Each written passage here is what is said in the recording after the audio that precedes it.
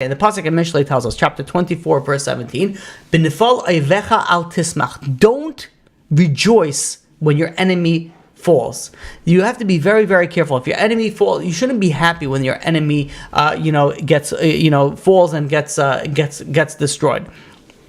Obviously, there's some aspect of relief, but it says specifically in the pasuk, "Al tismach." Don't be happy and rejoice during this time.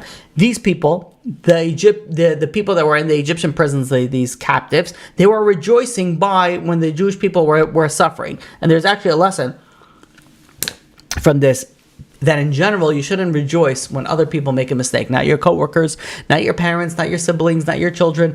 You're actually going back, especially not your siblings. If someone has the spouse that made a mistake, you should not gloat over it. You should not rejoice over it.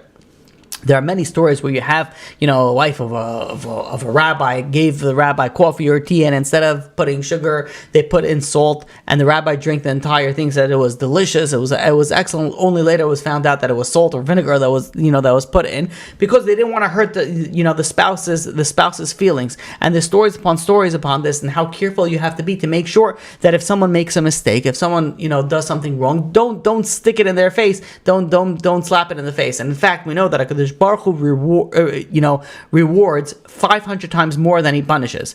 And if people were sentenced to capital punishment for rejoicing in another's misfortune, imagine the reward for empathizing with someone's sorrow. Someone's going through something and you empathize with them. You feel for them. Imagine how much that reward, which is going to be 500 times